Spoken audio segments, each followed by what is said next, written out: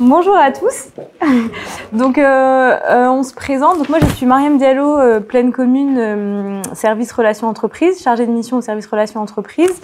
Et donc, je suis accompagnée de ma collègue. Donc, moi, je suis Nadège de Brémond, donc chargée de mission relations entreprises au même service, mais côté Aubervilliers. Et moi, je suis côté Saint-Denis.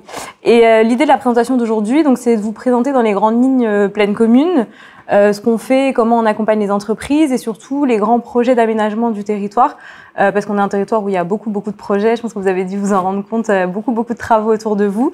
Donc l'idée, c'est vraiment de vous présenter un peu les grands projets d'aménagement, ce qui va changer dans les années à venir, et ensuite, si vous avez des questions, on sera là pour y répondre. Donc pour commencer rapidement, Pleine Commune, c'est donc un établissement public, tout le monde voit, un établissement public territorial. Donc c'est un regroupement de 9 villes. Vous avez donc Pierrefitte, Stein, Villetaneuse, Épinay, l'île Saint-Denis, Saint-Denis, Aubervilliers, La Courneuve et Saint-Ouen. Donc ce sont 9 villes qui se sont regroupées et qui ont transféré un certain nombre de compétences à l'établissement public territorial. Donc, comme compétence, on a le développement économique. Donc ça, c'est la direction à laquelle on appartient, Nadège et moi-même, qui suit la relation avec les entreprises, mais tout ce qui est aussi emploi, insertion, développement local, tourisme et recherche, enseignement supérieur, parce qu'on a sur le territoire 2 grosses universités, Paris 8 et Paris 13, et un campus qui s'installe, qui ouvre là à la rentrée prochaine, pas très loin de vous. Donc voilà. On a aussi la compétence aménagement, donc tout ce qui est développement urbain, social, aménagement, habitat, rénovation urbaine et politique de la ville. On a la culture. Bonjour. On a la culture, tout ce qui est écologie urbaine et projet de territoire, et tout ce qui est aussi espace public, donc avec la voirie, les déplacements, les parcs et jardins, le cadre de vie, voilà. Donc des compétences, diverses compétences. Et nous aujourd'hui, on va surtout vous présenter les projets d'aménagement et après ce qu'on fait, comment on accompagne les entreprises et comment on accompagne les salariés sur le territoire de Pleine Commune.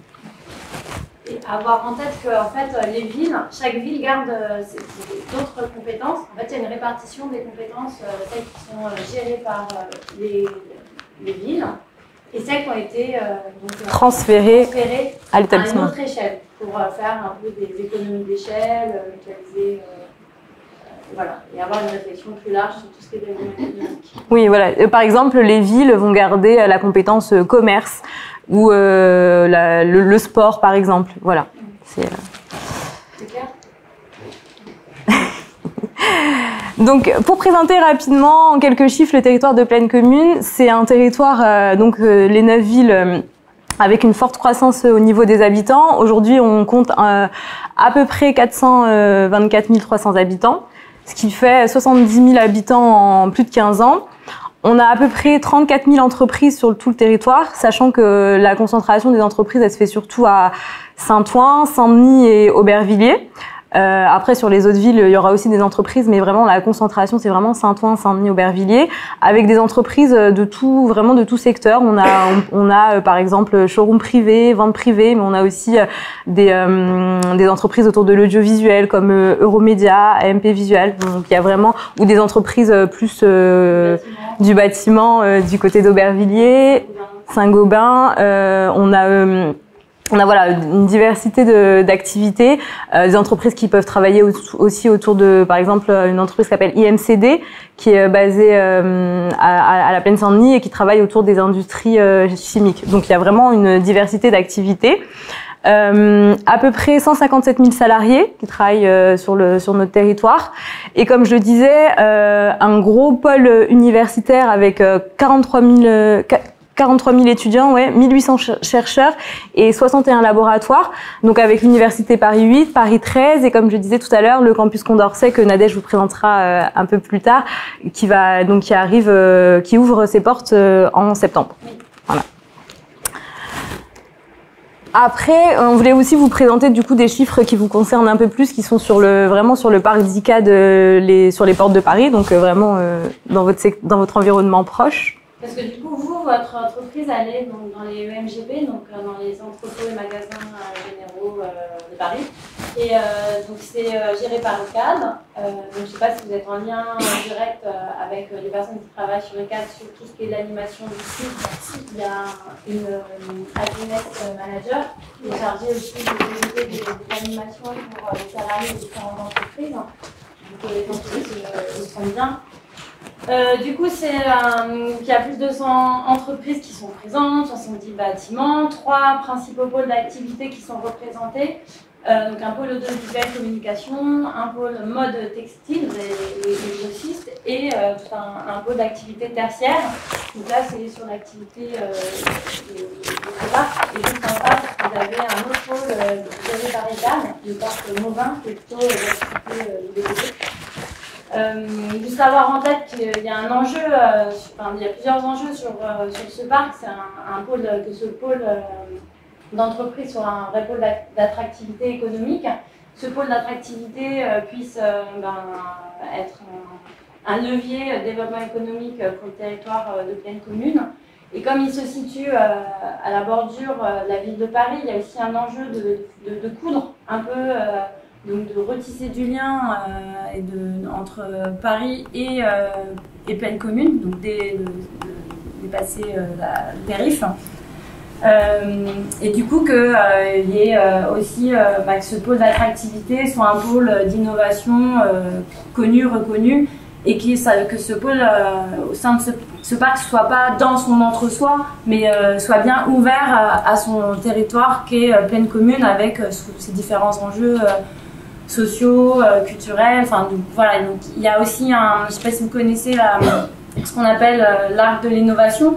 Donc il y a une démarche qui est portée à la fois par la ville de Paris, Plaine Commune, Est Ensemble et d'autres anciennes interpos, c'est de valoriser le nord-est parisien.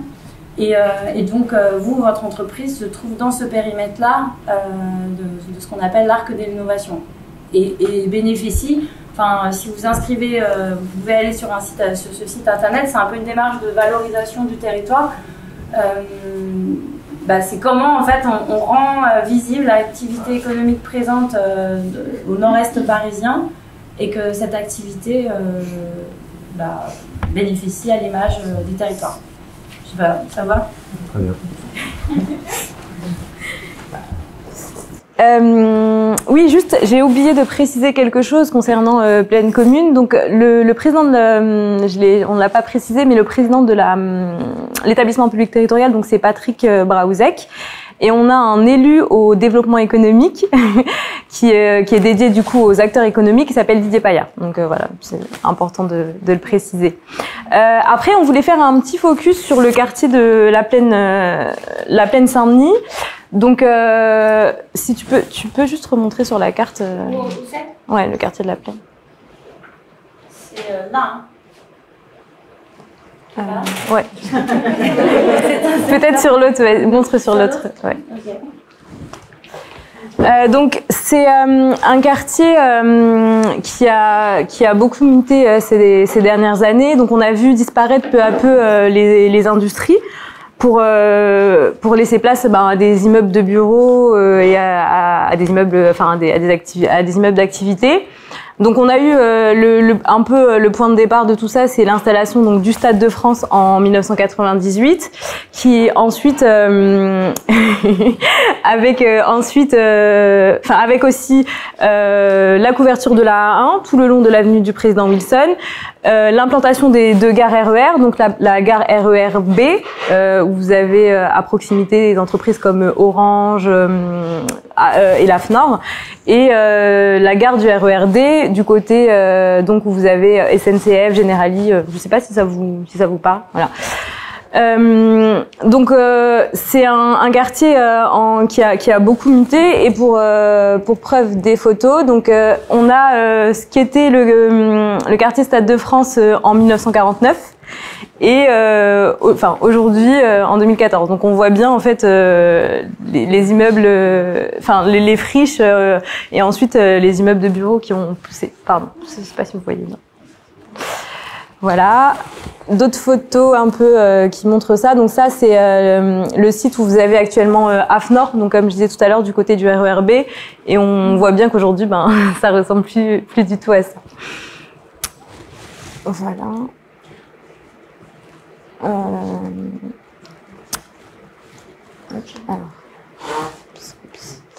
Donc ensuite, on voulait faire un point aussi sur l'ensemble des projets qui sont sur le territoire de Plaine Commune. Comme je disais tout à l'heure, c'est un territoire où on a beaucoup de projets donc qui ont déjà été achevés, mais des projets à venir, notamment avec les JO 2024, où on aura le village olympique plus sur Saint-Ouen, sur l'île Saint-Denis et sur une partie de Saint-Denis, mais sur Saint-Denis, la construction d'une piscine olympique.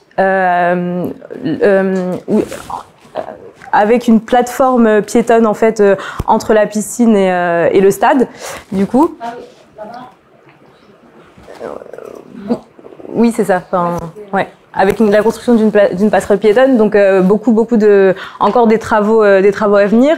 Il y a le futur campus Condorcet aussi, donc qui sera livré en 2019, qui sera implanté. Tu peux montrer, Nadège, le campus? On voit mieux là. Ouais.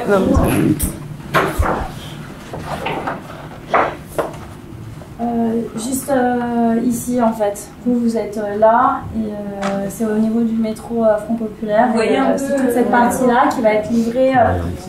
Donc la majorité, ça va être livré en septembre et puis il y aura d'autres livraisons dans 2 ans. Donc c'est combien à peu près? Je crois que c'est 20 000 étudiants qui sont attendus, c'est ça? 12 000 étudiants. Ouais, 12 000. Attends, j'ai noté étudiants chercheurs. Ouais, 12 000 personnes étudiants chercheurs. Les 20 000, bien sûr, peut-être. Ouais. Et du coup, ça va. J'imagine que ce campus, ça va modifier aussi les commerces tout autour. Oui. Il y a déjà vous savez s'il y a déjà des choses qui sont prévues.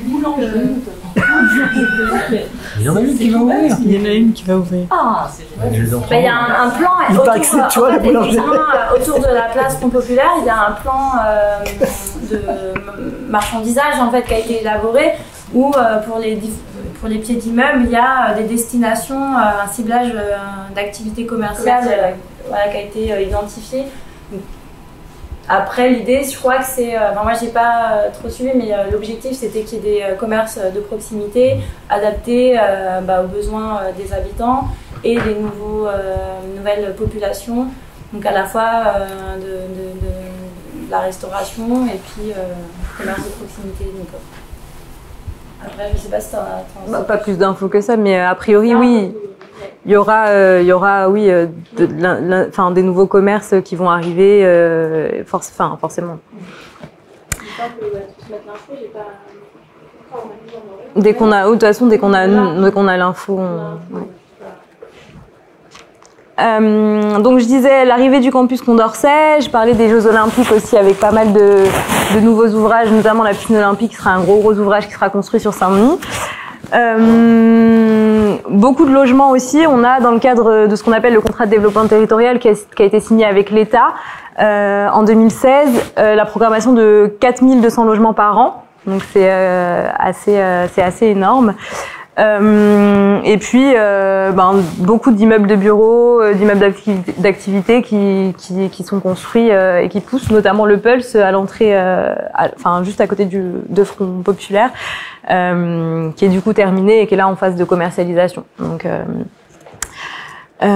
voilà. Après, rapidement, on voulait vous parler aussi du Grand Paris Express. Donc ça, c'est l'arrivée des nouvelles lignes de métro sur le territoire de Plaine Commune et aussi ailleurs. Notamment, vous, ce qui pourrait vous intéresser, c'est la ligne 15 qui passera par le Stade de France. Donc la ligne de métro 15 qui passera. Actuellement, vous avez le RER B. Il y aura aussi la ligne de métro 15 qui passera. Voilà. Si vous voulez faire passer.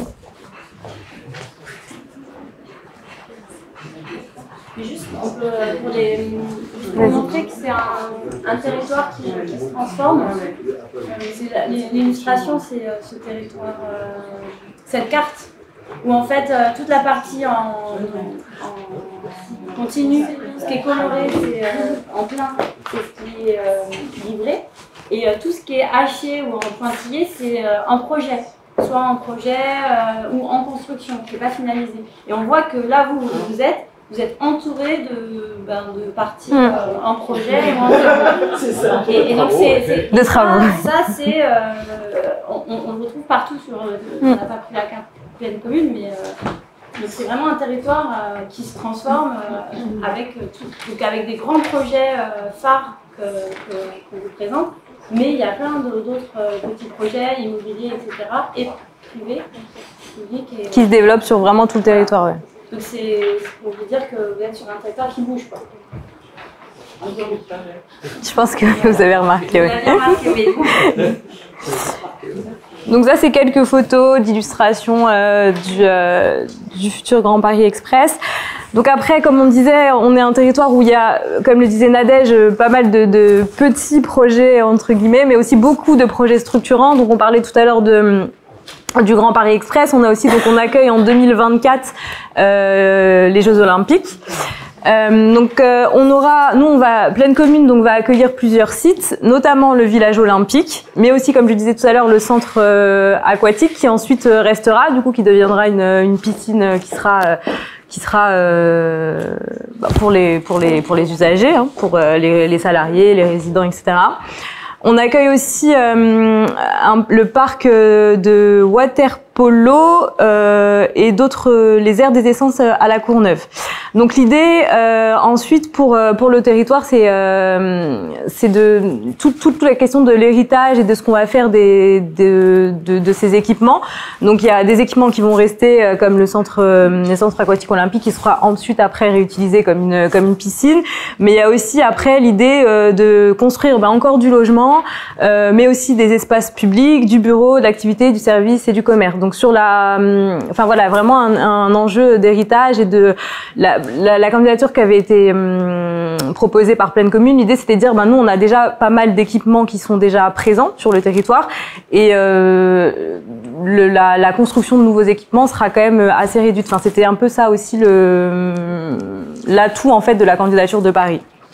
Donc voilà, et une rénovation restauration du Stade de France qui sera aussi prévue à la fois pour la Coupe du Monde de rugby en 2023 et pour les JO. Donc tous ces travaux ils devront être terminés forcément avant 2024 et ils commencent en 2020, donc l'année prochaine. Ce sera le début des travaux pour les JO.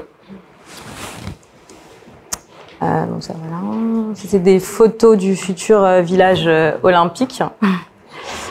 Ça c'est la piscine, donc avec la passerelle piétonne, avec la future passerelle piétonne. Voilà. Et donc voilà un autre projet dont vous parlez tout à l'heure, le campus Condorcet. Donc Nadège va vous faire une présentation du campus. Rapidement en fait. Donc ça c'est des images de synthèse du futur campus Condorcet. Moi je vous invite à aller sur le site internet Campus Condorcet. Il y a une visite en ligne de synthèse et c'est assez bien fait. On voit, on se balade à l'intérieur et on voit l'ensemble des bâtiments. Du coup, ce qu'il y a à retenir, c'est que c'est un grand campus qui a une vocation internationale, un campus de recherche sur tout ce qui est sciences sociales, sciences humaines. Du coup, ça s'appelle la Cité des Humanités des Sciences Sociales. Donc il y a 12 000 personnes qui sont attendues, doctorants, chercheurs. Donc il y aura comme bâtiment, il y aura un centre de colloques. Ce qui peut être intéressant, c'est que ça peut être des bâtiments qui pourront être aussi mis à disposition, en tout cas si jamais il y a des événements économiques ou d'entreprise que vous organisez. Il y aura une grande bibliothèque, il y aura un hôtel à projet, un lieu pour des entrepreneurs, des startups. Il y aura donc le siège de l'École des hautes études de sciences sociales, de l'INED. Il y aura donc 2 bâtiments de recherche, des bureaux pour les chercheurs. Une maison des chercheurs, donc un bâtiment, ça sera il y aura des logements en fait pour accueillir des chercheurs.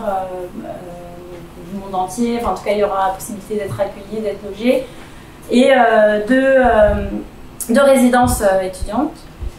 Et puis un espace associatif. Donc il y aura aussi une dimension un peu économie sociale, solidaire. Donc l'objectif, c'est que ce campus a été imaginé en imaginant comme un lieu ouvert à la ville. C'est-à-dire que c'est un lieu, c'est un peu chaque fois l'enjeu, c'est comment les bâtiments qui se construisent s'insèrent bien dans leur espace, dans leur environnement urbain, et fait le lien avec les acteurs qui sont déjà présents et l'histoire en fait du territoire. Donc là, le campus Condorcet, il est ouvert, il n'y a pas de grillage, il y aura plusieurs espaces verts, et la voirie qui est en cours aussi là, de construction, elle est pensée de la même manière. On remet du verre, mais voilà, on aère. Voilà, et après peut-être avoir en tête aussi, c'est que ça va être un lieu de recherche de sciences sociales, et que l'enjeu c'est que ces laboratoires de recherche puissent peut-être faire le lien avec les entreprises du territoire. Donc j'ai imprimé, mais du coup, tout ce qui est sciences sociales, c'est la géographie, les relations internationales, la démographie, tout ce qui est communication, marketing. Donc à voir en fait, ce qui peut être intéressant, c'est d'identifier les différents laboratoires, et ils sont sur le site internet. Et nous, on peut vous accompagner pour faire le lien, puisqu'il y a, c'est un peu notre rôle, c'est de faire le lien avec les différents acteurs qui sont sur le territoire. Et peut-être qu'il y aura des groupes de recherche qui pourront vous alimenter ou inversement. Et il y a déjà sur le site du campus Condorcet, comme ils ont un peu il y a un service de communication qui est chargé de faire connaître le territoire aux futurs chercheurs et étudiants, pour les rassurer, mais aussi chargé de faire entre guillemets, et de faire le lien entre les acteurs locaux et le campus. Et du coup, ils organisent des cafés campus, des colloques qui sont ouverts à tout le monde. Et donc ça, c'est pas loin. Donc après, des fois c'est le midi, c'est dans les bars. Et en plus, il y a découvert des différents lieux un peu insolites du territoire. Et des rencontres. Voilà, ça c'est... je sais pas si vous avez des questions. Je vous fais tourner juste la liste des labos de recherche qui sont... Voilà, du coup, c'était vraiment une première présentation pour vous présenter dans les grandes lignes le territoire, les projets d'aménagement. On pourra après revenir si voilà, il y a si besoin, si vous souhaitez qu'on fasse d'autres présentations. On voulait aussi, on vous a ramené pas mal de documentation. Nous, on travaille beaucoup. Enfin, on a un gros travail qu'on fait avec l'Office du tourisme sur l'accueil et la vie des salariés. Donc, on travaille beaucoup sur les animations qu'on peut mettre en place pour rendre la vie un peu plus agréable aux salariés. Donc, on travaille sur des programmes de visite entre midi et 2, par exemple, ou sur l'organisation de tournois, de foot, enfin des choses comme ça. C'est vraiment, on travaille beaucoup sur ce volet-là, l'accueil et la vie des salariés. Donc, n'hésitez pas, si vous avez des suggestions, d'animations, des choses que vous aimeriez qu'on mette en place. Nous, voilà, c'est vraiment on travaille vraiment beaucoup avec l'Office du tourisme.